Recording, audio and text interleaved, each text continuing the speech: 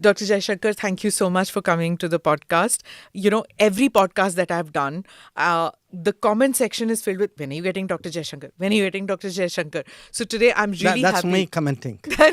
Okay, I don't believe one word of that.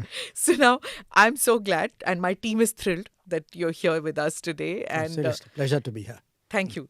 So I am going to get into the macro issues of policy matters and India's neighborhood and all in the second half of the podcast. Okay. The first half is basically a curation of all that I've been seeing on the comments section where people said, "Please ask Dr. Jaishankar this." So the question which most people had was that how did the transition take place from being a bureaucrat, a career diplomat, to becoming a politician, joining Mr. Modi's cabinet? How did you make that transition? What tools did you employ? Well, I didn't make the transition. It happened. I mean, it happened because, as you know, I come from a bureaucratic family. We don't have anybody remotely in the family who's entered politics in any party at any time. It had not crossed my mind. I don't think it had crossed the mind of anybody else in my circle. And then, lo and behold, what happened in May of 2019 happened. Now, once I entered, I must say, in all honesty, I myself was very unsure. I mean, I had watched politicians all my life. One of the things you get to do in the Foreign Service, by the way, is you actually, perhaps much more than other services, you see politicians up close because you see them abroad. You're kind of working with them closely. You're counseling them. So it's one thing to watch, but to actually join politics, to become a cabinet member, to stand for Rajya Sabha, because when I was selected, I was not even a member of Parliament. So each of this kind of happened one by one. I slid into it, sometimes without knowing it. You learnt by watching others. That's something, we say sometimes you go to any foreign environment, you kind of you pick up by. So for me, this wasn't a foreign environment, but it was a different environment. So, you looked at others, more senior people, more experienced people in the cabinet, in the party, in other parties. I mean, I even today, just watch me in Parliament. I do follow a lot. I look very carefully at what people are doing, both in my own party and other parties. I think there's a lot to learn from everybody. So you get into it step by step. Sometimes you surprise yourself. There is a learning curve. I'd be honest with you out there. There are times when you are a bit hesitant or a bit even nervous. But then, you do it once, you do it twice, you slowly grow over it. So, to stand up there, to reason with people, to make a speech, even sometimes, because in bureaucracy, until really the Prime Minister, that is 2014, Prime Minister Modi's comment, mostly people were used to speaking in English. So there was a language bit, there was a subject bit, there was a environment bit. There's a different culture also. But as your skills as a diplomat, I guess it would have equipped you to win friends over easily, isn't it? I don't think it's so much a question of winning friends. I mean, yes, it does help when you're a diplomat. You in a sense are almost trained, I would say, to get along, to get the most out of situations. Some of it is also different people are made different ways. I mean, you would see I very rarely get into anything personal with people, even when I'm provoked at times. I think people are just made different ways. But I would say this. I mean, it will be 4 years this summer. It's been a very, very interesting 4 years. I'm happy to talk with you later on about it. But when I look at these 4 years, for me, actually, it's been 4 years of very intense learning. Going to a state which I had really very little knowledge of. I'd been a few Gujarat, times yeah. Gujarat, then having a particular area as as an MP, you work on a village or in a particular constituency. So all of these were learnings, and I find it very interesting. I find every day is a new day. I'm, as you can see, quite enthusiastic about it. Yeah. When Mr. Modi picked you to be part of his cabinet and such an important portfolio, everybody thought that, you'd be like a technocrat or somebody, like, you bring domain expertise and you'll kind of restrict your karma into that region. But then one saw, you evolved. You became like any BJP karyakarta, like any BJP worker. You're part of the party. You take the party line. You go to all states, not just Gujarat. You're going to Karnataka. You go to Tamil Nadu. I've seen you going everywhere. And speaking about the party, it's become part of your the political part has also become part of your making now. For me, it's interesting. That's how it seems to you. But look, this government, this cabinet is very much a team cabinet. Okay, so you don't do your own thing out here. You may have a background, you may come from a stream, but this very idea that you will do your domain, as you say, be a technocrat, I don't think it gels with what is this cabinet. Secondly, when I was selected as a minister, I was not a member of parliament. I was not a member of a political party either. I had the choice of whether I would join a political party or not. There was no compulsion on it. Nobody brought up that subject. It was something which was left to me.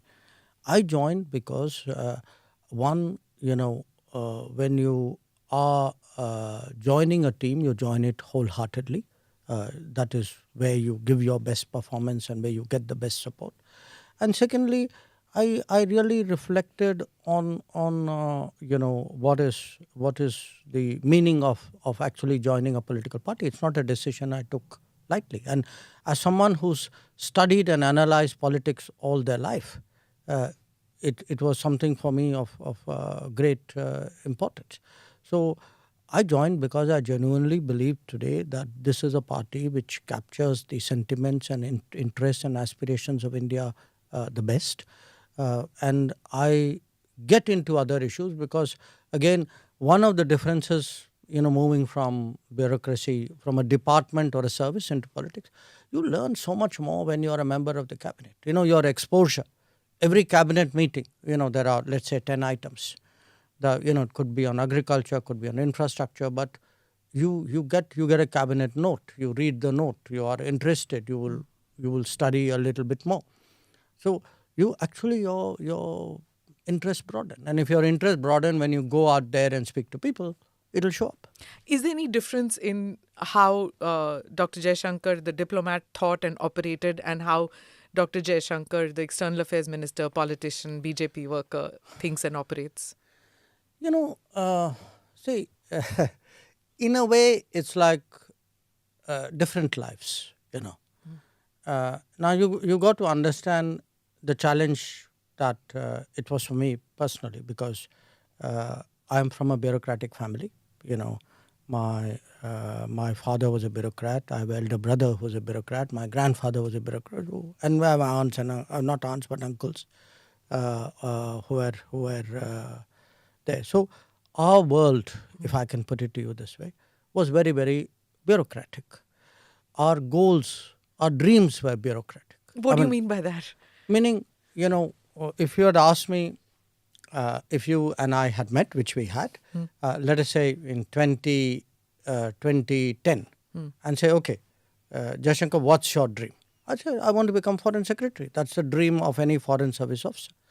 In our house, it was also particularly, it was something we put. No, you never said that. No, because you never asked me. It was in 1993, I think, that I first met you. Hang on. You never asked me that bluntly, but had you asked me that, look, it's a reasonable dream to have. I mean, after all, when you I mean, if you start a business or you do something, you want to be the best in it, right? Yeah. Okay. I mean, there's nothing wrong with that. Sure. So, fine. I wanted to be the best foreign service officer. And to my mind, the definition of the best that you could do was to end up as a foreign secretary.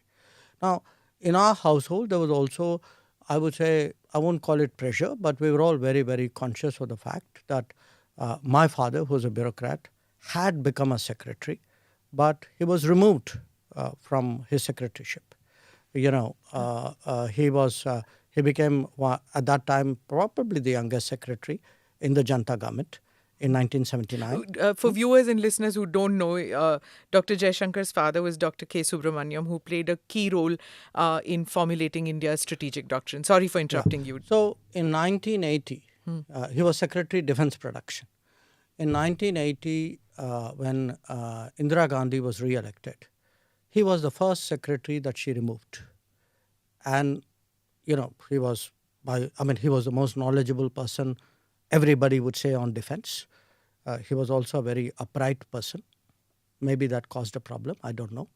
But the fact was, as a person, he saw his own bureaucratic career in bureaucracy actually kind of stall. And after that, he never became a secretary again. He was superseded during the Rajiv Gandhi period for his, somebody junior to him became cabinet secretary. So it was something he felt. We rarely spoke about it, but it was obviously something which must have been inside him. So he was very, very proud when my elder brother became secretary. In my case, he passed away in 2011. At that time, I had got what you would call grade 1, which is like a secretary rank ambassador. I didn't become secretary. I became after he passed away. But for us, at that time, the goal, you could say, was, okay, we must become secretary. Now, as I said, I had achieved that goal. So in 2018, I was very happy to kind of walk away into the sunset. I ended up finally walking not into the sunset, but into Tata Sons. I was, I think, contributing my fair bit there. I liked them. I think they liked me.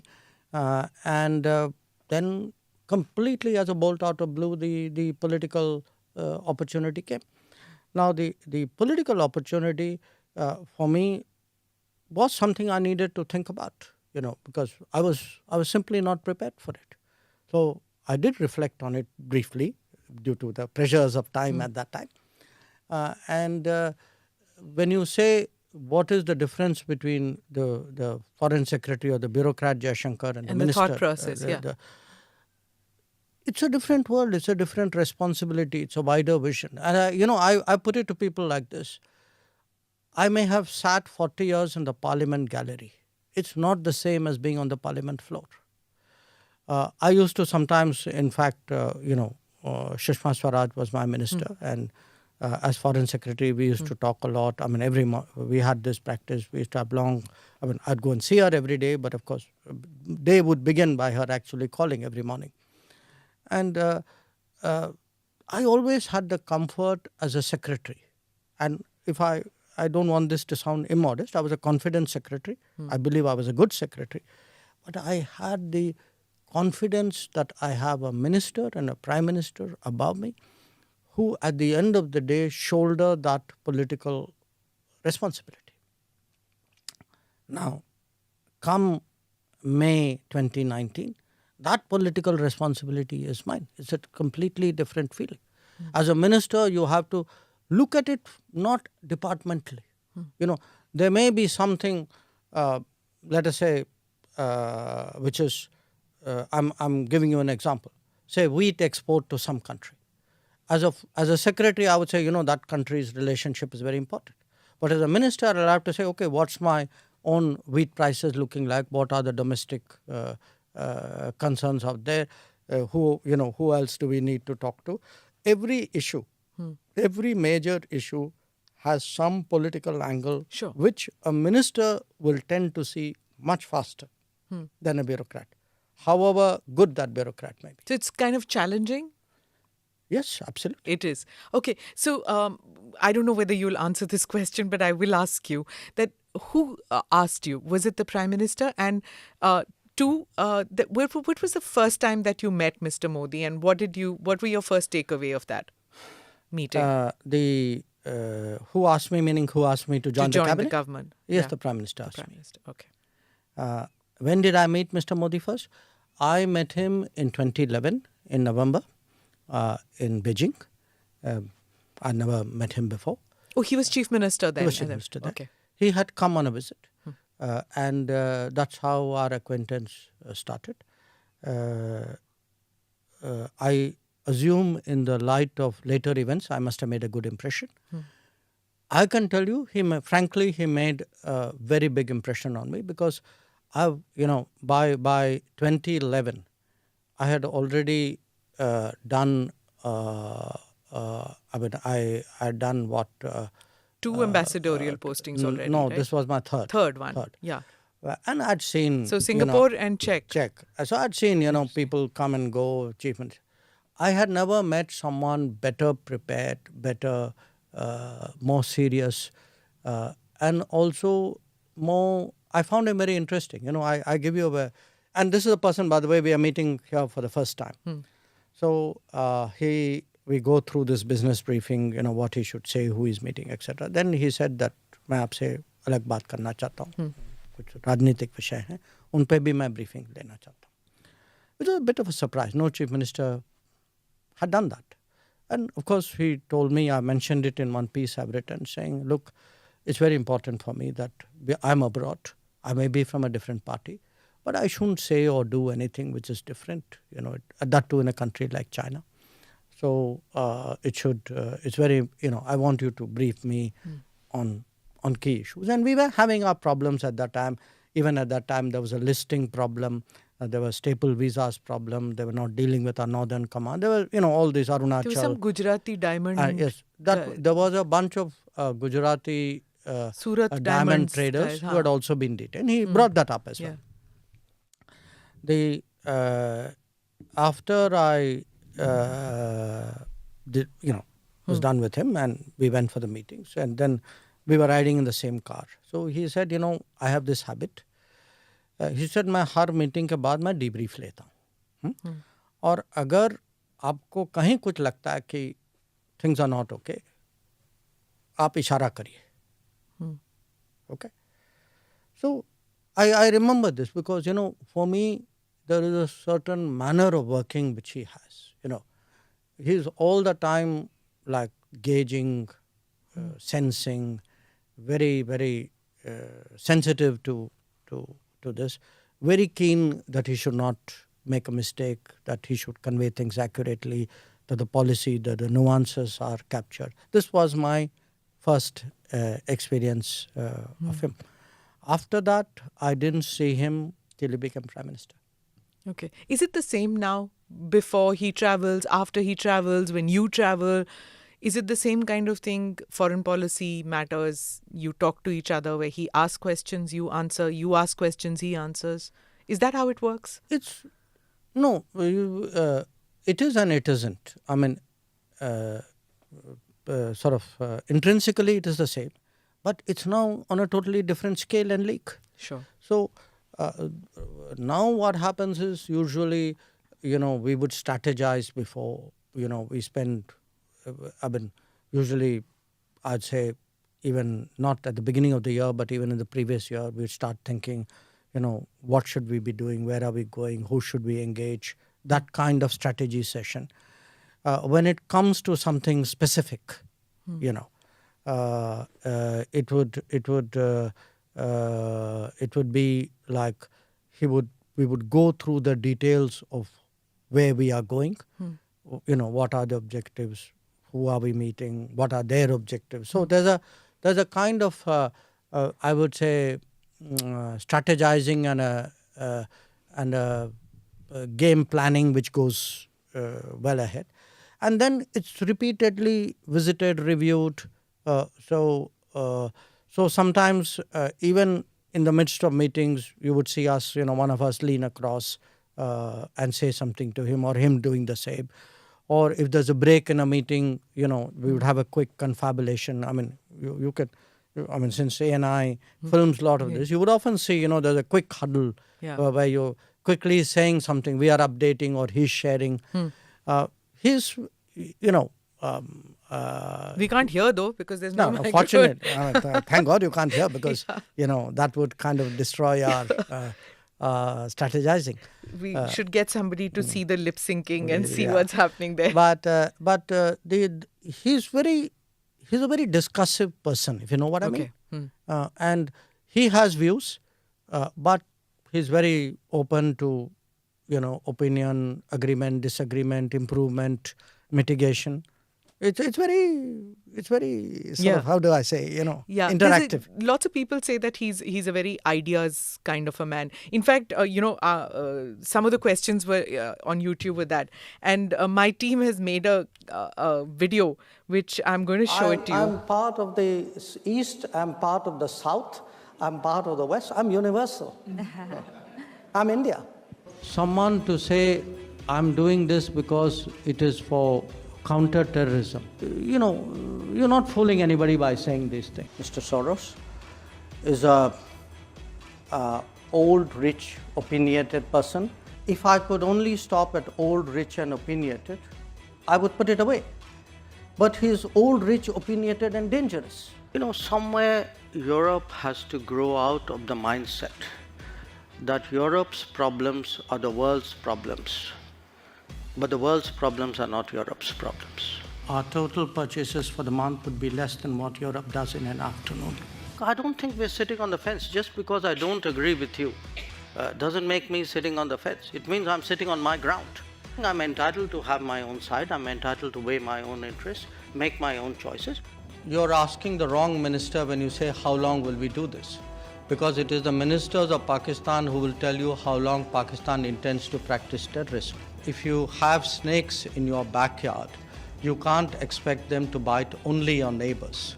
Eventually, they will bite the people who keep them in the backyard. If I were to take Europe collectively, which has been singularly silent on many things which were happening, for example in Asia, you could ask, why would anybody in Asia trust Europe on anything at all? If you are asking me, I would say yes, 2014 was a watershed moment. Yes, things have changed better after 2014. Yes, our foreign policy has become more dynamic, more effective, more prominent after 2014. Mr. Modi was very famous and very demanding. So how do you deal with that? I'm so glad you chose that understated word, demanding. Yes, I think the Prime Minister is demanding. I think he's rightly demanding, because it's time that India had a demanding person as Prime Minister. It's tough to work for a demanding boss, but at the end of the day, you actually, if you feel that's the kind of person the country needs, I think you're willing to do whatever you have to do at that time. Two democracies will end it differently. And if you can prove that concept here, then I think it's probably the best way to sell democracy. Don't worry, Senator, one democracy will settle it. And you know which one. Okay. Lindsey Graham. So this, all right. So this is what we, my team got this together. Okay. And the same thing about being a demanding prime minister. One has heard about how you have 11 p.m. meetings and 11:30 midnight, post-midnight meetings happen in this cabinet. And it's like working, especially during COVID times when these crises happen, the Ukraine situation where Indian students had to be evacuated. Those are like very tense times, right? And he's on the job all the time? Well, look, I don't want you to get it wrong. It's not like you particularly want to meet or the meetings happen at 11 o'clock or late at night kind of thing. I think it's a situation, it's partly the Prime Minister's schedule. But you mentioned, for example, the Ukraine conflict, Operation Ganga. Now, what was happening at that time was that the Prime Minister was busy campaigning in UP, if you remember at that time. Now, last year, same time. Yep. Now, 24th of February. I think. A little bit later. Yeah, 20. Okay. Now, it could have been, I don't know, maybe some other Prime Minister would have said, okay, guys, I'm busy with UP now, you go manage this. But I think it bothered him. He felt he needed to get a good sense. I mean, lives were at stake. So we would have situations where he would campaign the whole day, come back to Delhi. I mean, you could see sometimes, how exhausted he was, and then somewhere he would find that energy and the adrenaline, and we would meet late because he's come back late from campaigning. Sometimes the situation would call for it. I think I once mentioned this, maybe in one of those same occasions you showed me right now, where which was our consulate in Mazar-e-Sharif being attacked.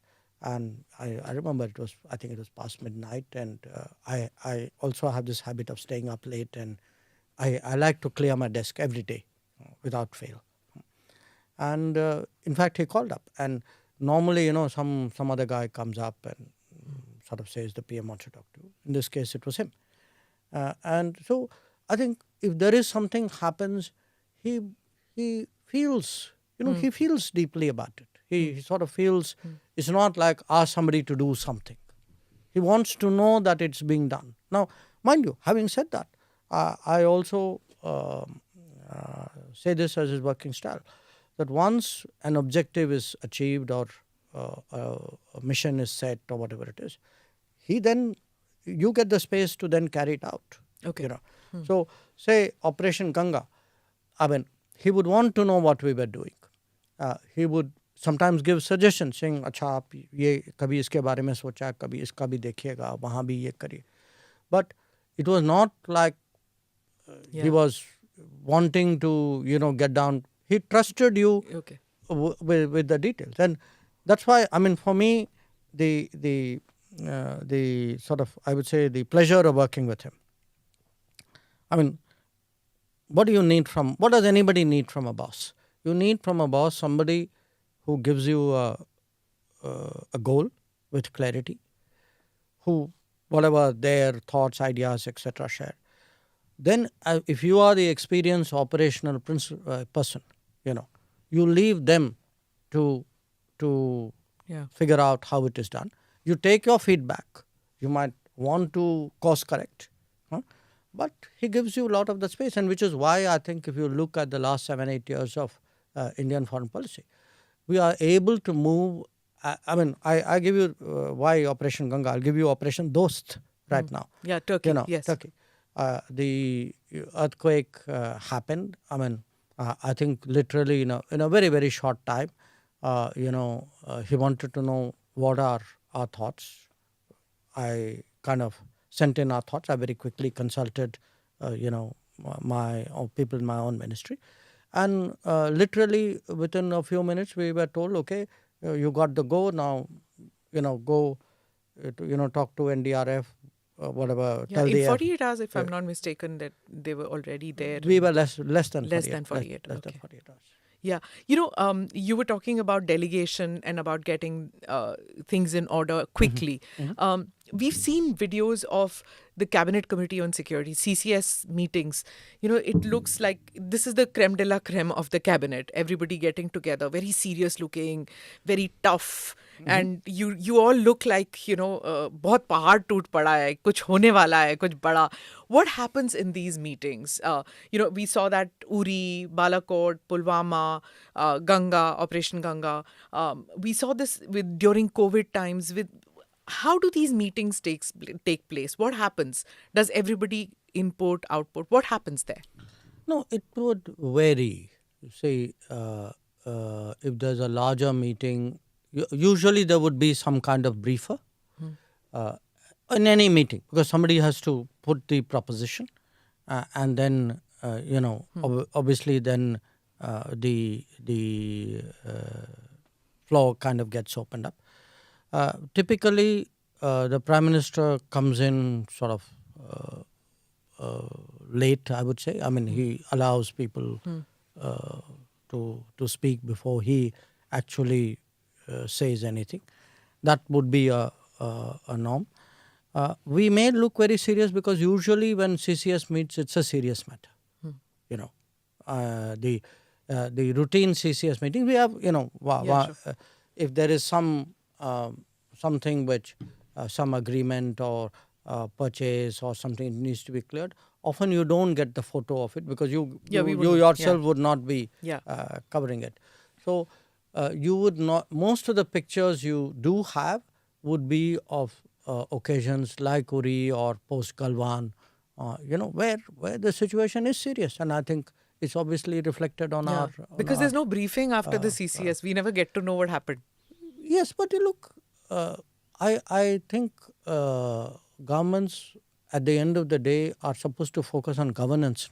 No? So if you have, I mean, if there are decisions you made which need to be executed, you're not going to come and tell the press, guys, we just made this decision and that is how it is going to be executed.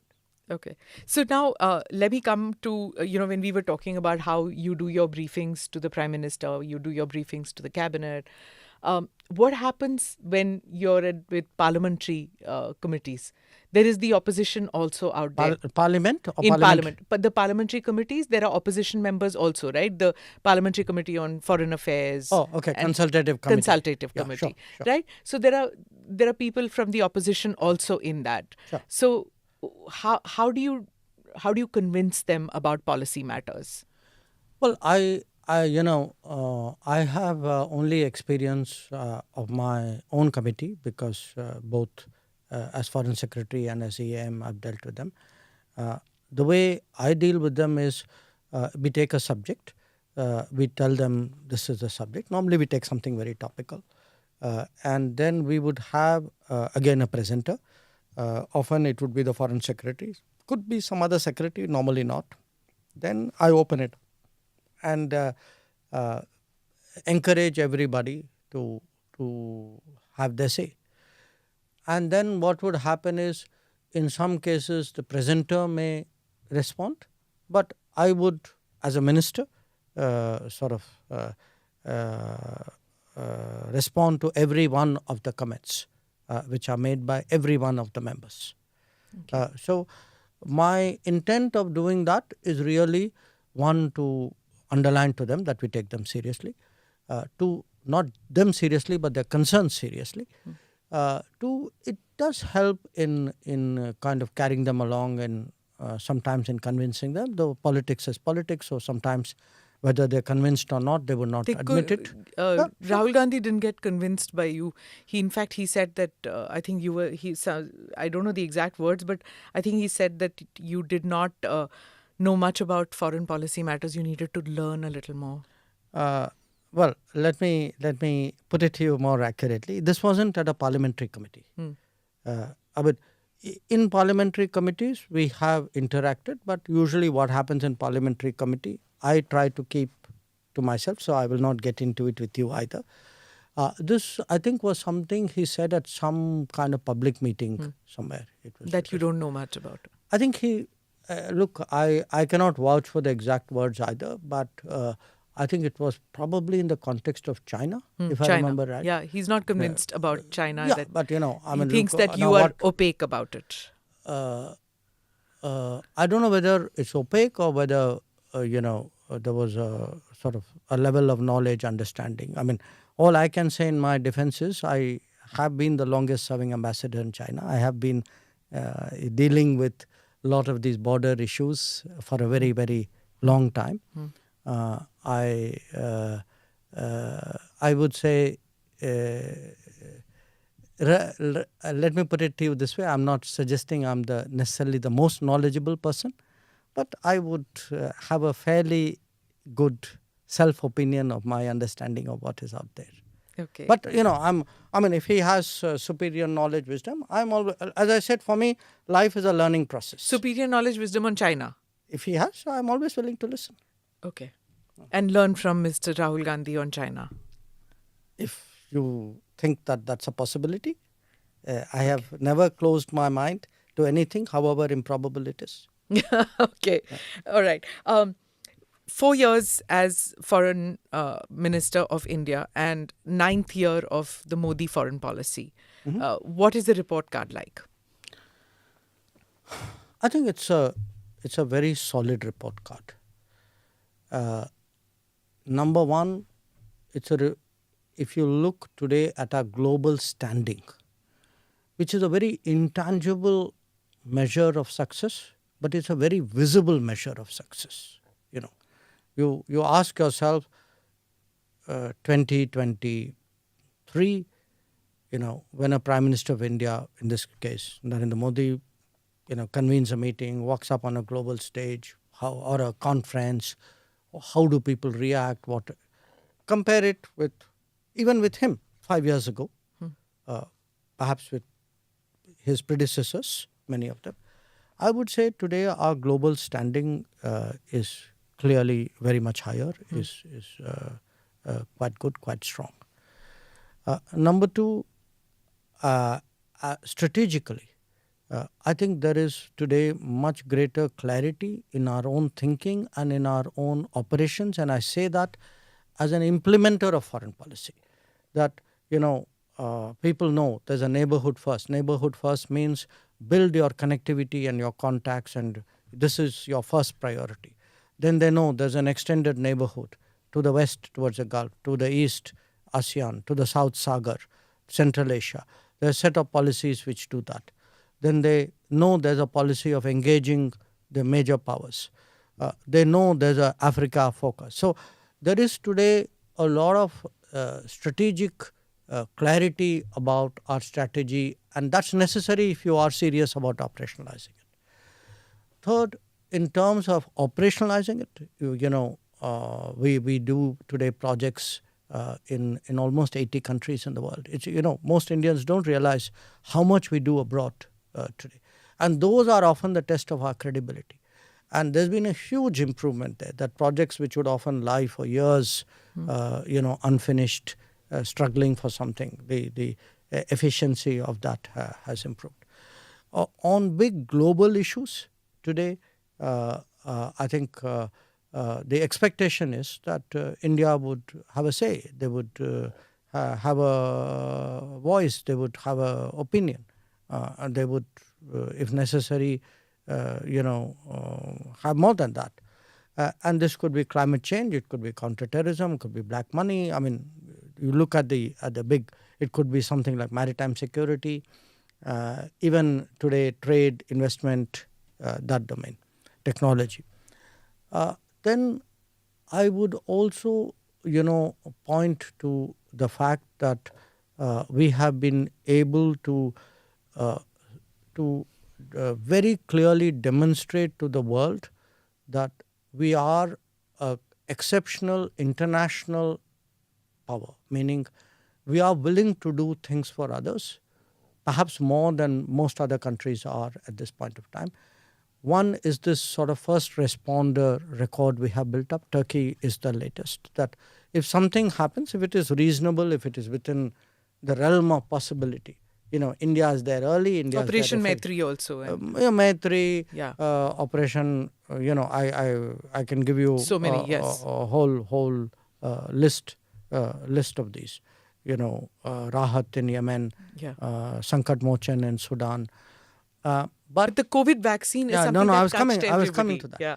Those are one country or one region or one situation. If you ask me a single thing we have done in the last 10 years which has shaped global views about us, I think it is vaccine Maitri. Yeah. That it's almost I would say it's almost emotional to hear what people come and tell you about that. And yet there was criticism at that time, if you remember, Dr. Jaishankar, because people said you haven't managed to, or we haven't managed to vaccinate all of our population, and here we were sending vaccines abroad. There was a lot of criticism then. I don't know if there was a lot, because I think people... Domestically at least there was. I think there was loud criticism from the expected quarters. I would not consider it lot of criticism. It's very interesting in this country. You would have people who, when you do things, say, why are you doing it? When you're not doing it, say, why are you not doing it? If there's consistency, the consistency is in opposition to anything you do. Okay. The fact is, I think most people in this country understood that, it's the right thing to do. And let me tell you one thing. when Delta wave came, because it wasn't only the vaccines. Before that there was a hydroxychloroquine, there was a paracetamol, etc. Think how many countries did their bit to help us. And some of them, like say President Biden, the Americans, they said very clearly, saying that, look, India helped us and we are going to help India. So, this very sort of short-sighted view.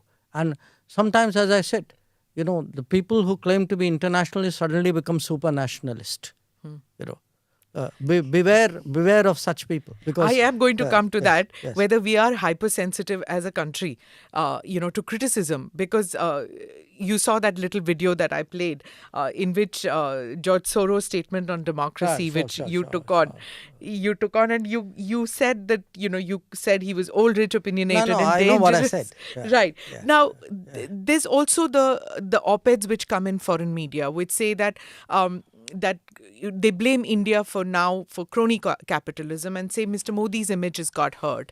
The BJP, on the other hand, says that there's a conspiracy against India, rising India, and Mr. Modi's muscular policies, and it would be nicer to have a meek and submissive India. Look, Smita, I have dealt with the world for a long time. I have dealt with the media. I even had a media job at one point of time. Okay, I want you to step back. Don't think incident by incident. They say this, something happened. You said this. They said this. The media said. I don't want you to do that, because you're really losing the woods for the trees. I want you to step back and think the last 9-10 years. Okay, what you have from different quarters is, an episode there, a decision here, an adjective added here, a photograph done there. It's like drip, drip, drip, drip, like water on stone. The whole idea is to shape your image, your collective image.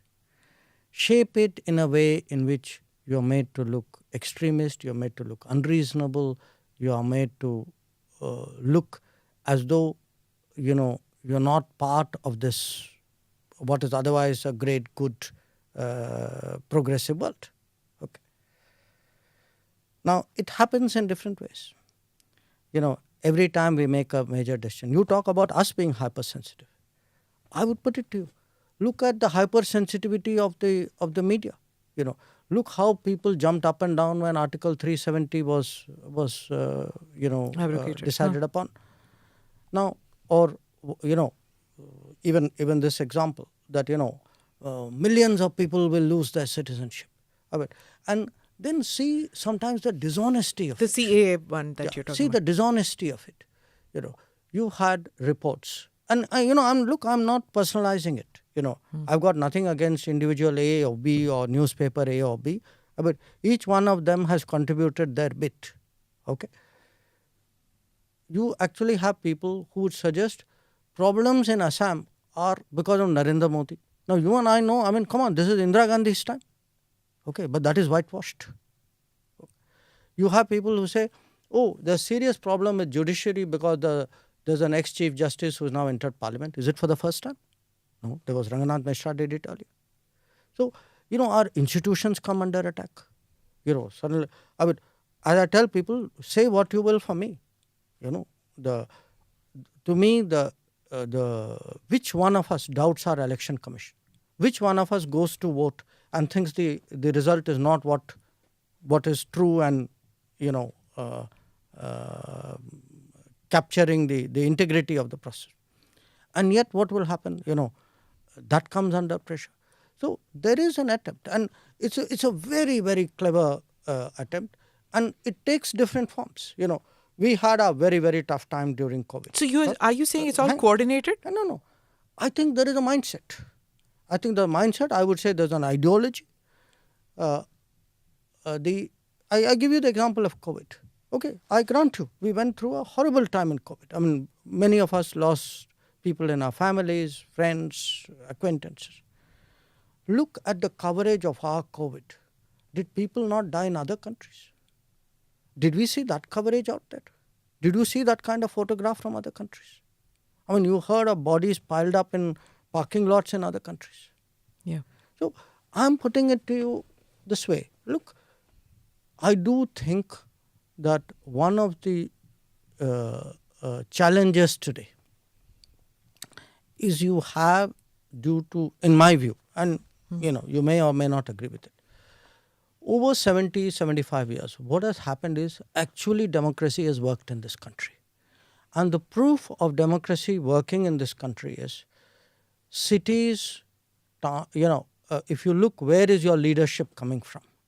They are no longer the people necessarily from big cities and English-speaking schools. Okay? They are people of a different background. And again, I'm not talking individual here. I'm talking of a generalized phenomenon. You look at the mindset of this society. This society today has become much more assured about what it believes in. There was a time when actually you kind of kept that as though, you're not supposed to talk about your cultural beliefs in front of other people. So you actually have a huge Did you experience that when you were in JNU? Not talk about Indian culture. JNU, that was in the 80s, No, 70s, 70s. In the 70s. Look, You're diffident about your own culture. I mean, I saw this comment in which you said one of the greatest diplomats that India has was Lord Krishna, and there was Lord Hanuman. You mentioned him also, and it's not something that is spoken about in diplomatic circles, and even in the media, the beat journalists would never think of diplomats, and not even you. And when you think about it, your background, your journalism, your education. Well, yes and no, because It's a socialist hub. No. I also had a lot of home education. Okay. Say JNU was different. I was 18 when I went to JNU. Okay, and JNU was very, very firmly leftist at that time, and I think everything at 18, what you intuitively believe is either formed by your friends and acquaintances or what is reflective of your home.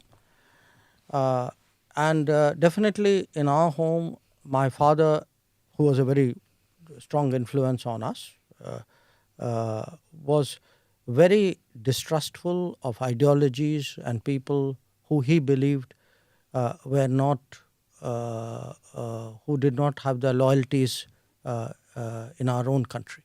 Such as? Well, you look, we are not talking. Remember, he had his own views about what was happening in the 40s and 50s at that time. Who was for the national movement? Where did different people? How did they switch? Remember, at that time, China. There was a big China issue. Revolution. I mean, we are. Okay, you're talking the war and things. No. War, or the post-war. revolution. Okay. Yeah. So he particularly, I think, had he was very, very distrustful of the left, so of the communist left, and I think some of it. So in a sense, we grew up very unspokenly, but very strongly as very patriotic children. You might say, we kind of went to this military institutions. I went to Air Force School, to King George's Bangalore Military School. My siblings went to, some of them went to Naval School, to Sardar Patel Vidyalaya. So I think that was the kind of mindset I took into JNU. So in fact, in JNU, which was a dominantly leftist outlook, where the teachers, the students, the administration, everybody was very leftist. My lot of people, my cohort were the first set of people who actually politically took on the left. Okay. And actually we had a meeting, we had an election even where the then Prakash Karat was the SFI candidate. He won one election, he lost one election. So I Where did you stand in that? Oh, I was very clearly with what was called the free thinkers. Free thinkers. Yeah, free thinkers was a assortment, because other than the left, there was no other political. And there was no tukre in those days. No. No, all that came very much later. I would say that sense of nationalism, connection to country, this was kind of instilled in us. On the cultural question, it was very interesting. When I did my book, I have a chapter on the Mahabharata in the book. And one of the Delhi journalists asked me this question, said, I find that a very surprising. I said, yeah, partly because maybe you don't know me that well. But we learned, all of us, I'm talking my siblings as well, we read Mahabharata very early. In fact, very often it was the subject of discussion in our house and we approached, a lot of it was approached as strategy, as, in a sense, what our own epics. And by the way, we were a very, I would say, cosmopolitan household. It wasn't, the same father also gave us Iliad and Odyssey and other things as well. Okay.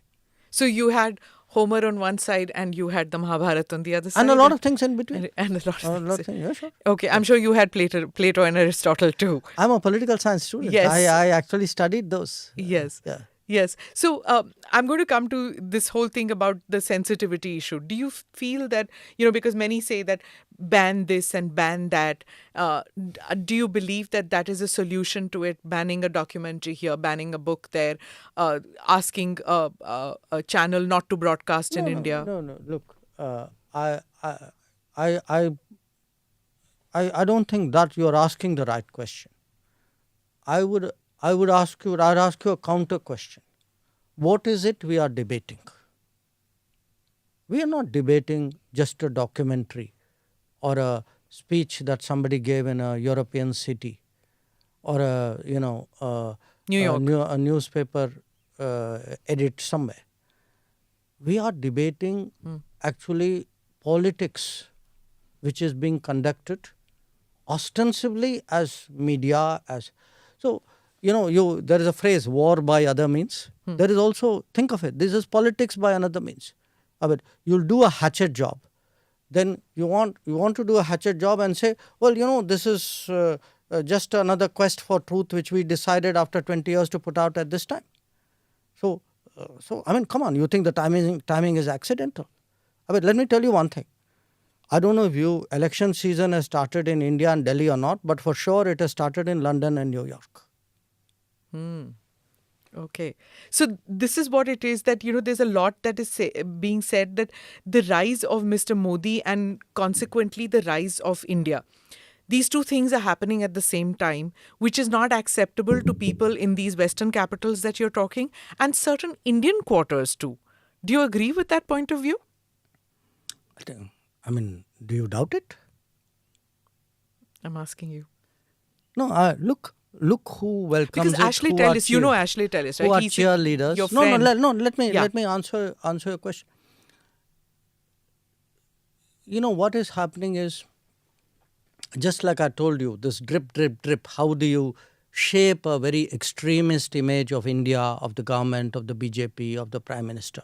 Huh? I mean, this has been going on for a decade. Okay, let's not have illusions about it. How some of this has a different variant, which is you will say something, there's an echo chamber, it'll be picked up outside, then you'll say, aha, see, they're saying it outside, that must be true. Then you will say it inside. So there's a ding-dong going on. See, look, this is a globalized world. People take that politics abroad. Politics of India doesn't stop at its borders. Sometimes politics of India doesn't even originate in its borders. It comes from outside. Ideas come from outside, agendas come from outside. Otherwise, please tell me why suddenly, there's a surge of reports and, attention and views. I mean, were some of these things not happening earlier? I mean, I gave you the example of Assam. Yeah. I mean, people speak about, okay, you had to make a documentary. Many things happened in Delhi in 1984. Why didn't we see a documentary on that? If that was your concern, that you felt suddenly one day, okay, I'm very humanistic and I must get justice for people who have been done wrong. So look, don't kid yourself. This is politics at play. This is politics at play by people who do not have the courage to come into the political field. They want to have the Teflon cover saying that, I'm an NGO, I'm a media organization, etc. But they are playing politics. You know that, I know that. How does BJP react to this? Is it, or your government for that matter, is it is it a reactionary measure that you have to take? How do you counter this? I think we will put our point of view across, and as should be rightfully done in a democracy, eventually the public will give its verdict. Which is the electorate. That's what it's only by the ballot that these things. If he gets re-elected, that means that they have been proven wrong. Is that it? Is that what you're saying? Look, I would say yes, among other things, because in a democracy, don't you trust the ballot box and the people's verdict to be the final opinion? I do. I know there are some people who believe that their view supersedes elections. So, in fact, by the way, even that, look at this term. I like you, you win election, great democracy. I don't like you, you win election, what are you? Electoral autocracy. Yeah, I heard that term. What a great term, right? That's reserved for people you don't like who win elections. So this is politics, my dear. So if there's so much money going to be pumped in, how does India react? How does India even deal with it when you don't know that there's one enemy or this is amorphous entity? No, look, I would say I think there should be and there is a battle for narratives which goes on. There will be narratives designed to damage us. We have to put out narratives designed to expose people or designed to put our viewpoint across. I think we will. My own sense is that most people will, through their, this is a pretty informed age. That era when people had only one or two sources and they controlled thinking. I think that's gone by a long time ago. Let me come to the foreign policy issues, which I said we'll do in the second half of it. Increasingly domestic issues and the foreign policy have become interlinked. Foreign policy matters used to be something which domain-specific people handled it and foreign beat journalists demystified it for you. But it's no longer the case. And one saw it happening, during COVID, when everybody wanted to know, why are we giving it to this country? Why not to that country? How much are we giving? Do we have enough? Then there was the CAA, there was the farmers' protest, there was Nupur. There was so much that was happening. How do you deal with this? It's like literally, that game that children play where you go on beating things. It was like that in that 2-year period. Was really tough. No. I was smiling at the imagery you invoked. Now, look, in a globalized era, what happens is that everything from the world comes to India. Everything from India goes out. In many ways, it's a good thing. It has its own challenges. It has its own vulnerabilities. So how does it impact us? That's really your question. Yeah. What it does is I have to often, as part of my narrative setting, explain things to foreign audiences. So I give you an example. Take this whole scaremongering that millions of people are going to lose citizenship. Now, you tell people saying that, look, this was said. 1 year has passed, 2 years has passed, 3 years. Where are these people? After all, we are supposed to have a cataclysm in 2020. So, and when you, even citizenship, when you start reasoning with people, ask them saying, okay, tell me, do you not have a criteria of citizenship? Do you not use language? Or some people use religion. People use language, they use religion, they use education. Some of them even use income. Some use ethnicity. So when you tell people saying, look, reflect on your citizenship practice. What do you do? So often what happens is, and see, that's where the battle of narratives is very powerful. Read the bulk of international papers, especially the Anglosphere papers, but all of them. How many of them tell you 370 was a temporary provision? I challenge you to show me one. Yeah. They don't. It's written there in bold letters, in capital letters in the Constitution. But then that's because India itself didn't put across that point of view, No, right? no, It's hello, like the no, plebiscite. no. It is true. Sorry. Listen, I can put across something. If you have shut your ears to it, no amount of hammering away at it. It's not. See, when Kashmir was being discussed, Pakistan used to keep saying plebiscite, plebiscite, plebiscite. Till the 90s, that word plebiscite kept hammering. It was, that it is a disputed issue. Till India's narrative started being heard. Unless you are loud and you impose your narrative, you don't get heard in the world. No, I completely agree with you, Smita. So I try not to be loud. I try to get my narrative across in an elegant and effective way, maybe at times sharper than people may want. But I accept your point that we need to get our narrative across, and that is exactly what we are trying to do in foreign policy. But I also put it to you sometimes that I feel that I'm talking to an audience which is deliberately deaf, that they do not want to hear sometimes, they do not want to absorb sometimes. That and there is a very strong bias. I mean, let's be frank about it. Newspapers, there are newspapers, I don't want to go into names, who will publish something absolutely ridiculous on one side, and you say, okay, I want to counter it. They say, no, hang on a moment, I'm busy doing a fact check on what you are saying. So we saw this bias very, very clearly over the last 4 years. I think in fact, I expect it to, if anything, grow as the election comes closer. Because I don't think, this is without a political direction and purpose. So domestic politics playing a part. Domestic politics, it could be domestic politics, it could be COVID, it could be, it could be different. Big business playing its part also. It could be. Look, I'm not a conspiracy theorist. Okay, what I'm explaining to you is actually politics at work. Okay. It doesn't have to be conspiracy at work. Okay. Why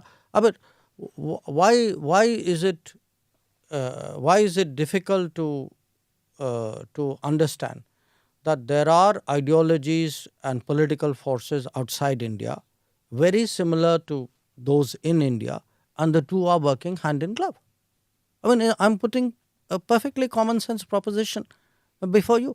And part of the problem is when political forces in India are not doing so well electorally, they tend to kind of summon up this support system, if you would, or the echo chamber, or call it what you would. They are the Congress party is saying that the Indian government the Modi government is defensive, reactive when it comes to China. That neither Mr. Modi nor you even mention China. You just say eastern neighbor. Hello, please. Then they must have some problem understanding words beginning with a C. Please look at everything I've said. That's not true. And what about this thing that they say that almost 1,000 square kilometers has gone and the foreign minister is not facing facts, not telling us the truth in Parliament? No. Look, I think they are deliberately misrepresenting the situation. I give you two very specific examples of that. You remember that ho-halla which happened on a bridge? They were building a bridge in Pangong Tso. Yeah. When did that area actually come under Chinese control? Yeah, I've seen that. You said that it is long back. I'll tell you when it came. The Chinese first came there in 1958 and Chinese captured it in October 1962. Now you're going to blame Modi government in 2023 for constructing a bridge which the Chinese captured in 1962? And you don't have the honesty to say that is where it happened. Or let me give you another example. These border villages. Now there were border villages which have come up in areas which the Chinese actually, in Longju, there was a clash and it's not a secret, at that time it was hotly debated in India, in the parliament, in the media. So what happens, you do the smoke and mirrors, say, oh, there's something happening here. It's almost like 1962 never happened. It is like, we should be let me give you a very a different example. Everybody say, we should be having our troops up there. We should be building border infrastructure. Hello, why didn't you build that border infrastructure? I just look at the budget of the border infrastructure. During the Modi period, the budget has gone up 5 times. Till 2014, roughly it was 3,000, 4,000 crores was the budget. Today it is 14,000 crores. If you look at the roads which are built, you look at the bridges that are built, they have doubled or tripled. You look at the tunnels which are taking place. I mean, this government is serious about border infrastructure. Whereas we know the underlying thinking earlier was, let's leave it like that, then the Chinese can't come inside. Which meant you had no intention of contesting them when they came. So, I find it very thick that, look, I don't think, personally, I would get into a blame game. What happened in 62 happened. But if you now want to whitewash all that and say everything happened only in 2020, I have to call you out, no? So you're fortifying the border, the boundary, India-China. So does that make China now the biggest threat to India? Are we in a state of a quasi-war-like situation, conflict-like situation? No, look, where are we? No. I first of all, I'm not using the word we are fortifying it. I think we are legitimately building our border infrastructure because they have built their border infrastructure. In my view, we should have done it 25 years ago. Again, we are reactive, that means. I mean, Your words, Dr. Jaishankar. No, not at all. Look, they are the bigger economy. I mean, what am I going to do? As a smaller economy, I'm going to go pick a fight with a bigger economy. It's not a question of reactive, it's a question of having common sense. So, secondly, please bear in mind one thing. We had an agreement that you're not supposed to bring military to the border in large numbers. So, by that logic of yours, I should be the first to break the agreement. Why not? No, why should I? Because it doesn't make... Look, please understand... Why are we always the ones not breaking an agreement and it's always the other side breaking the agreement? Smita, I think you need to sort of take a very... non-aggressive... considered view of this. Okay. Why do we reach agreements? We reach agreements because it is in our interest to stabilize a border or a situation. Okay? It's not out of love and affection and sentiment that you do. It's cold calculation and common sense. Okay? Our agreements with China were reached in 1993, 96. I'm not even getting into which government, etc. I think I try to avoid this whole debate. Okay? I don't like in foreign policy, maybe it is because I've been myself so long in this field. I don't like to necessarily say these people were right and those people are wrong. I don't think it serves the nation well. Okay. But if I do find that others are playing a political game where everything is being blamed on the present dispensation and entire history is being whitewashed, I think the history has to come out. Okay. Now, on the question of breaking the agreement or not breaking the agreement, generally countries as a rule, sensible countries do not, because what do you need most in international... If you have a reputation as a country which breaks agreement, what do you think is the worth of your agreement? That is China. Where have they kept the agreement with any country? Hello. Or Pakistan for that matter. From 1993, 1996 okay, not a to single 2020. bullet. No, forget bullet. From 93, 96 till 2020, was that agreement observed or not? So how can you say, the agreement is not worth a piece of paper and nothing, all agreements must be They broken? took Aksai Chin. 1962. 62. They took Aksai Chin between 1958 and 1962. Okay. So, if you didn't need agreements, why did you sign them? I mean, you went in 1988. Rajiv Gandhi went to Beijing in 1988. 88, correct. Okay. December. You signed agreements in 93, 96. I don't think signing those agreements was wrong. I disagree with you. And this is not a political point I'm making.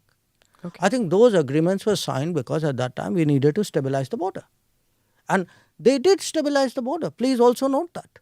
So this suggestion of yours that people sign and compulsorily break the next day, that's not true. Now, why can we not come to an agreement on where is the boundary, how many rounds of talks, and it's non-conclusive? Because when people are, their claims, when any other country's claims are not reasonable, you will not come to agreement. I mean, you and I can come to an agreement. If I make claims on you which are not reasonable, but you will concede it because 25 rounds have happened. You have to look at, what is being discussed as well, no? Right. So, Okay. So look, if I were to sum up the China thing, I mean, please do not, buy this whole, I would say, again, I use this word, this narrative that somewhere government is on the defensive, somewhere we are being accommodative. I mean, I ask people, if we were being accommodative, who sent the Indian army to the LAC? Rahul Gandhi didn't send them. Narendra Modi sent them. Okay, we have today the largest peacetime deployment in our history on the China border. Okay, and we are keeping troops there at a huge cost with great effort. We have increased our infrastructure spending on the border 5 times in this government. So now tell me, who's the defensive, accommodative person? In fact, the question you should ask is, who's actually telling the truth, who's depicting things accurately, who's playing footsie with history? I think those are the questions which should be asked. Okay, let me go to Pakistan. And there's a number of people who are now expressing serious concern that here is a nuclear nation which is on the verge of an economic collapse. If that happens, it's in our neighborhood. Are we ready? The influx of people who might come into our country, how do we deal with this situation where this country could collapse? No, I think, Pakistan's future is largely determined by Pakistan's actions and by Pakistan's choices. I mean, nobody reaches a difficult situation sort of suddenly and without cause. So it is for them to find a way out. Our relationship today is not one, where we can be relevant directly to that process. If I were to, for example, compare it to Sri Lanka, I would say it's a very different relationship. With Sri Lanka, still there is a lot of goodwill in this country. There's naturally a neighbor's concerns and worry, but there's also a feeling, look, we have to help them to get through this. Tomorrow, if something happens to some other neighbor, that would be the case as well. But what the sentiment in this country is about Pakistan. Yeah. You were talking about these concentric circles when you said the neighborhood, and then there's the second. One of the most dramatic achievements of your foreign policy has been India's newfound status and reach out to the UAE, to the Islamic world, to the Kingdom of Saudi Arabia. That's been quite an achievement. Mm-hmm. When was that decision taken to reach out? Because otherwise, all that one heard was that OIC has something to say on Kashmir. That was the maximum that one heard, even though there was this large Indian people of Indian origin living in the Middle East. I would say I started hearing it first soon after I became Foreign Secretary, so it would have been early 2015. It is possible that the Prime Minister may have had some thoughts and discussed it with other people before I came back to Delhi. I can't vouch for it. I'm glad you brought that up, because if you were to ask me in 10 years, give me 2-3 examples of some big changes which have happened in our policy, I would certainly put our changed relationship with the Gulf very, very high up there on the list. Why didn't it happen earlier? My own sense, if we want a very, very honest answer, is I don't think people were strategic earlier.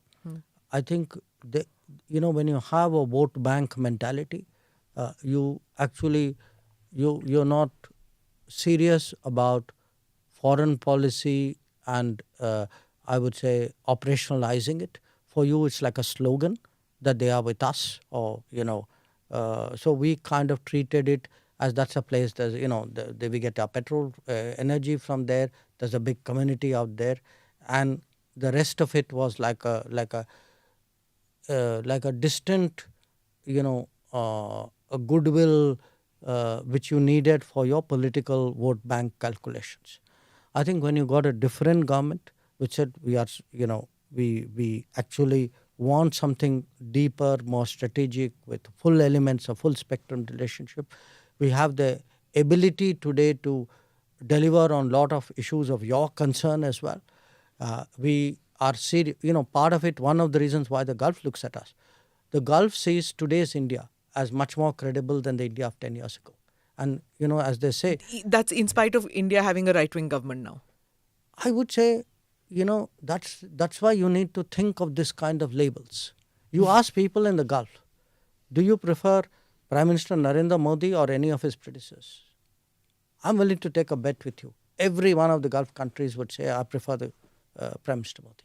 Why? I think they think he's a more serious person.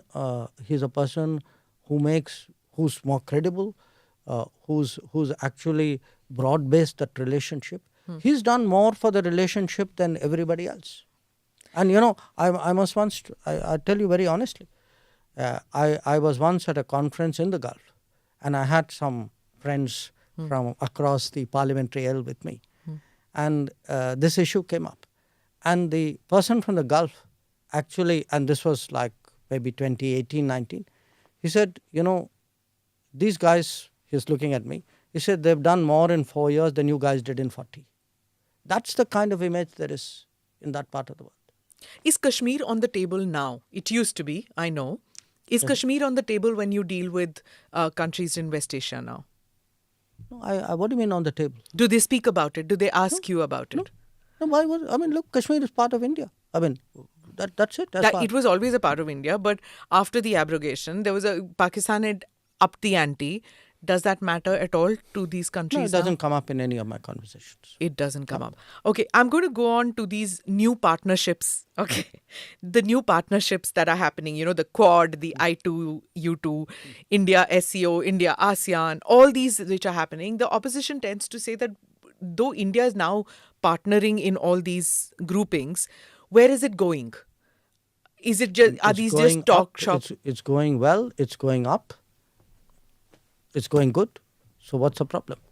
That these are just talk shops and these are places where nothing gets done actually. That India doesn't, this whole thing about, Vishwa Guru and things, where India is just posturing. No, listen, the opposition has to say things. They are opposition. Why would that be the basis for any serious question on your part? So where are we headed in as far as G20 is concerned? It's become a people's movement. No, hang on. Make up your mind. Are we talking G20? Are we talking Quad? No, they're very different. So I2U2, BRICS, SCO. No. Look at the number of partnerships that we have now. Okay. All right. Very good. Let's stop there. Why do we have so many partnerships? Answer, because we get along with so many people. How are we able to manage different kinds of partnerships? Maybe because we're good at it. Maybe because they see value in us. Are they delivering things? Well, it depends on them. Take Quad, for instance. Definitely Quad has delivered on a number of issues and likely to deliver on many more. In the case of I2U2, it has just started, but already there are projects on food security and renewable energy which have come out of it. In some cases like BRICS, which by the way was not started recently, it has an old history, they are not meant to be necessarily translated into specific outcomes. Often they express a collective position on a set of issues. So I think it depends on the forum concerned. I think you can't club all of them. It's not a one size fits all. But if as I said, the opposition will say what it will, but you please go out there in the world. I've just come back today from Australia. People regard Quad as probably the most important strategic foreign policy development in the last 20 years. Yesterday you were in Sydney. You just were in Australia. Today you met with Senator Chuck Schumer. And there's this whole talk that, India has moved so close to the Western Bloc that our position, which was centrist with non-alignment, no longer exists. Is that over? Well, people who say that must have been on a holiday through January when we had 120 countries, mainly from the global south, engaging us in what I think was probably the largest such exercise going on in the world. And yes, we have very good relations with the US, generally with the West. I don't think there's any reason for us to be defensive about it. I think it's in national interest. In fact, if you look at the big changes in the world, this is something which has been very much in the making, especially in the last decade. But in all of this, please see how strongly our relationship with Russia has held steady. So, surely you do not suggest that our relationship with Russia is any the less over these years. So Prime Minister Modi told Putin that, this is not an era of war. War is not going to be the solution, to problems. Do you feel that the world is seeing it like that about the Ukraine crisis? I think the world is still very divided. The sentiment that Prime Minister voiced is a widely shared sentiment. It's also a sentiment which is particularly strong in the countries of the South. You asked me what is the voice of Global South, what was that about? Look, today you have a huge number of countries in Africa and Asia and Central America, Latin America, Caribbean, Pacific, who feel that our issues are being put on the side and the entire oxygen is being sucked up by the Ukraine conflict. So nobody is really worrying about whether I get food and what cost I get food, what's happening to fuel, fertilizers, debt. And today, remember, even middle income countries are going into debt. Okay. So what we want to do, and I think that was very much on Prime Minister's mind, he wants somewhere to create a momentum for peace, if you would. And I think that was his first public expression. Remember, he'd been talking to Presidents Putin and Zelensky on the phone as well. And that was his first public expression. In practical ways, we've been helping out. When this Black Sea grain deal was done, we did a little bit there to help. When I was in New York, the Ukrainian Prime Minister actually had some concerns about the safety of the nuclear power plant. So I spoke to our PM and then got his approval to, to both engage the Russians and pass on some messages there, and the IAEA as well. We are working with the UN Secretary General on some issues, particularly fertilizer, because a lot of the countries of the Global South, the developing countries, they are facing serious fertilizer securities because Russia is one of the biggest exporter of fertilizers. So I think it would not be fair today to reduce a very complex issue, the Ukraine conflict, to a binary of are you on this side or that side, are you for peace or for war. I think it's much more intricate than that. And we are involved in some of the intricacies, but we have to, wait and see where this goes. What both Ukraine and Russia know is that if we can be of any use, we will be willing. Our sort of capabilities and sort of goodwill is there for that. We'll have to wait and see where this goes. So has the war impacted on the relationship between India and Russia and between Mr. Modi and Mr. Putin? No. Look, our relationship with Russia, I think, has been extraordinarily steady. It has been steady through all the turbulence in global politics. So, as I said again, the opposition, perhaps it's their job to criticize. It would be nice if they do it with a little bit more information and accuracy. But I do think, some of what they say needs to be put through some kind of lens, some kind of filter of you're putting it through a sieve right now. Reality, and not very much is coming out of that sieve. Right. So, look, I think today we are in a good position. I mean, you asked me what is your 9-year report card. my relationship with the major powers is very good. I grant you that China is an exception.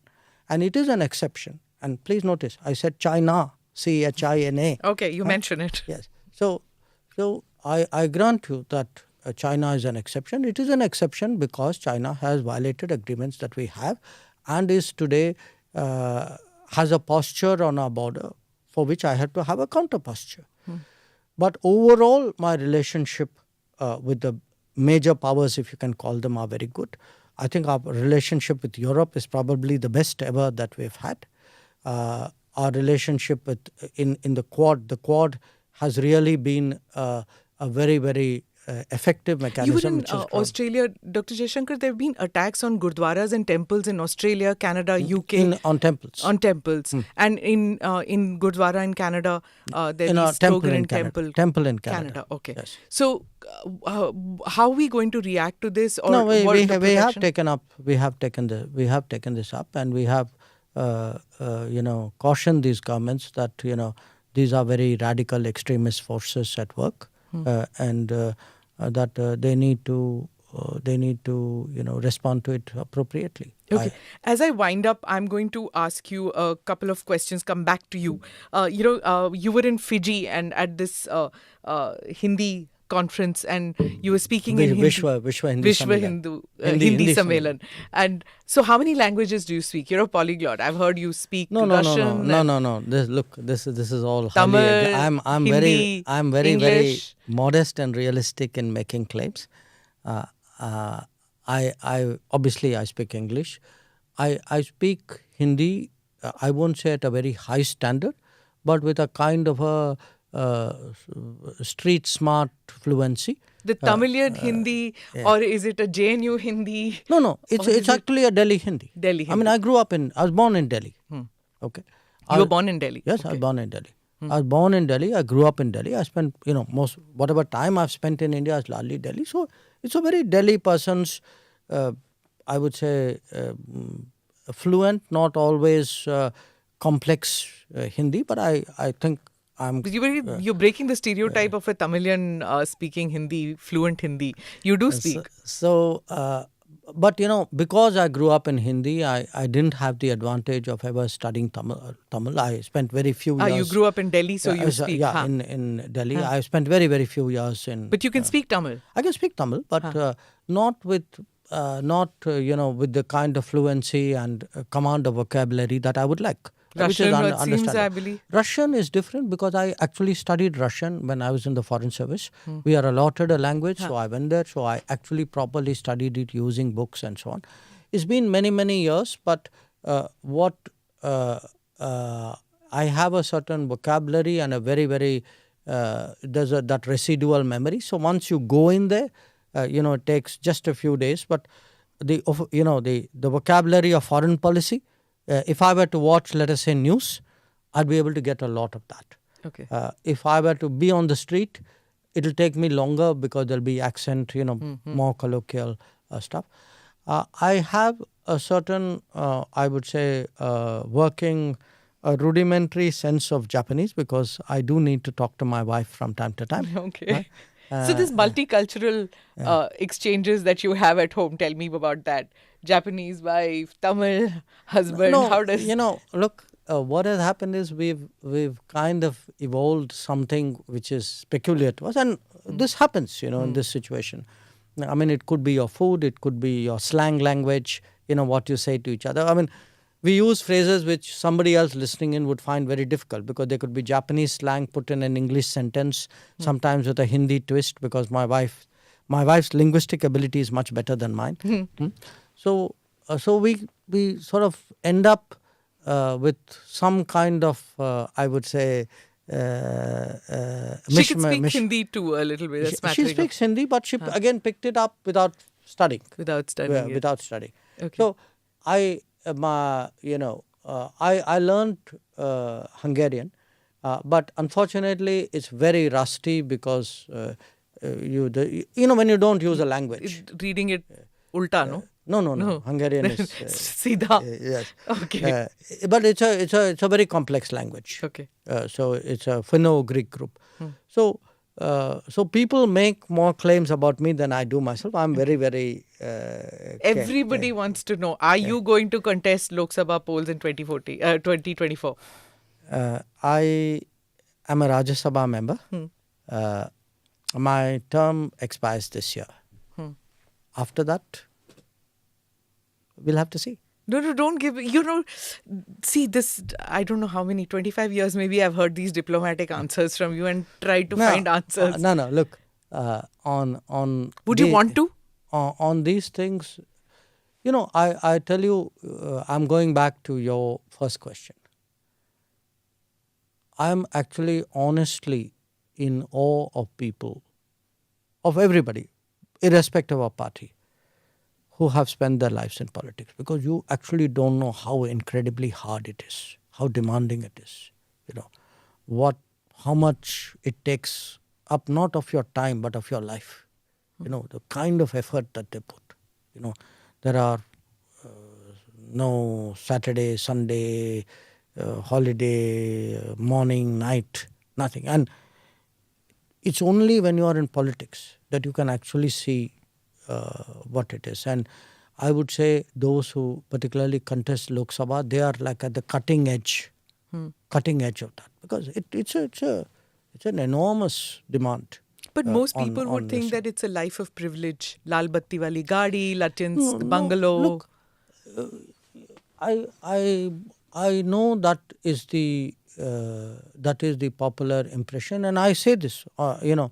Please do not think I'm saying it because I joined politics. I'm saying it because actually I'm only now getting into political life, and I'm getting into it at a fairly ripe age from another profession. Even I did not realize it till, I would watch politicians, as I said. Watching them, meeting them from time to time is very different. When you actually see the lives, live the life, the kind of travel they do, the kind of openness of, with which you have to keep your activities going. It's a huge... You're doing that in Rajya Sabha. You're doing that as a Rajya Sabha MP. You're traveling a lot. You're traveling within the country. You're traveling outside the country. Look, it's not a patch on what the others do. Because I do spend, as a minister, I have to spend a lot of time here. As a Delhi person, I have to spend a lot of time here. The Rajya Sabha demands are far less than the Lok Sabha demands. So I look at my colleagues, and again, this is a non-political, it's a non-partisan point. It's a political point. I actually marvel at really, how much of an effort people in politics have to make. It's a very tough life. Just in conclusion, when you were saying non-partisan, I must comment on this, that when you joined the government, there are many in my friend circle, in my colleague circle, who were like, why does Dr. Jaishankar want to join politics? Why? He's had such a sterling career in bureaucracy. And many felt very let down when you joined politics, that, now you've chosen a party. You represented just India, but now you've chosen a political party. And in 2014, there was a kind of a watershed moment, and maybe even 2018 later, 2019 too, where even Mr. Modi brings that out in many people. That people adore him and they're like him a lot. And on the other side, they feel that, no, not him. So when you chose to join the BJP, you made that choice. You moved away. Did you feel you lost friends at that stage, or many people who moved away from you? No, look, as I said, I gave it a lot of thought. Remember, I became minister at the end of May. I think I joined the party, I can't remember the exact date, but I must have thought about it roughly for about a month, thought about it means not like every day thinking about it, but I gave the matter thought. I joined because my sense is that they are the right party at the right time for India's rise and progress. Because at the end of the day, when you ask, so what are you in it for? after all, which one of us would not like to say, I also made some difference somewhere? The country went up, and somewhere you can debate how much. Played a role. Huh? You played a role. So, I had no active desire to join politics at all. I mean, to me, as I said, it came as a complete surprise that the Prime Minister could even consider me for such a job. And I became a minister before I kind of entered a political party. So I would be somewhat different from many other people, who may have also been in bureaucracy before they went down that route. I do feel sometimes that the argumentation, the debate, sometimes the relationships, the civility, especially in Delhi, is more polarized than it should be for the people concerned or for the good of the country. But sometimes that is the way it is. You're a pakka Delhi boy. You've also lived in Washington, D.C. I think it was Reagan, right, who said that if you want a friend in this... Truman who said it. He said, get go a dog. Get a dog. Yes. Go get a dog. Do you feel that about Delhi too? No. Look, I still I do not get the time to socialize anymore.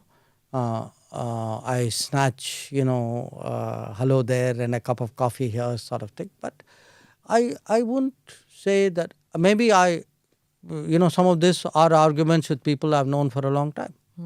So I know what you are saying.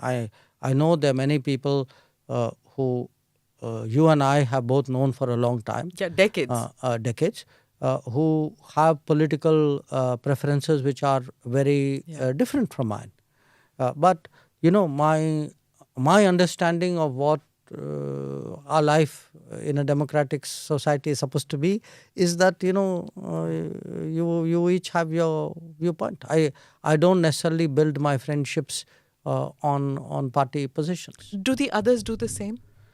Others meaning? The others, those same people who are unable to keep up with those friendships because of your political decision? I honestly don't know the answer. I think that's something you have to ask them. I mean, I do accept that in the last few years there would be people whose political feelings are so strong that it may be coloring the vision of me. But I would say at least my closest friends, many of whom, by the way, are not BJP supporters or Modi supporters. My really closest friends, I have not seen that happening. What is your day of last question. When you want to chill, when you want to relax, what do you do? Read a book, music, go for a meal? No. What do you do? Look, I read a lot even otherwise. I don't need, because I'm on a plane. If you're on planes. And you fly commercial. You don't even take a special aircraft. Yeah, I fly commercial as far as I can. Yeah. And you're the old fashioned. You carry books. Yes, I carry books. You're not a Kindle person as yet, or you're not all that. You still carry this old fashioned. Yes, because books, at least I'm old fashioned. I do watch movies. I usually download it on my I've never seen you watching a movie in a flight or chilling with a movie. I've always seen you with books. Maybe we should fly more together. All right. On that note, thank you so much for this conversation. Thank you. It was a pleasure. Thanks.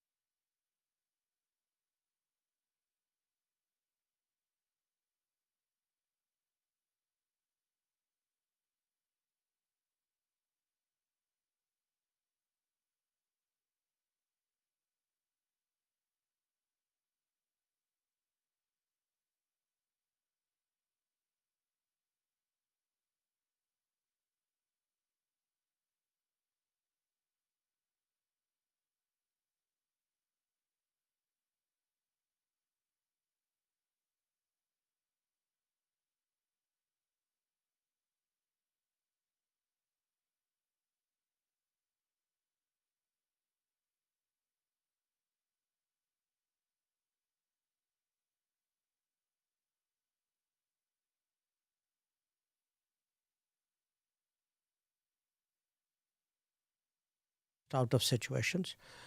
Some of it is also different people are made different ways.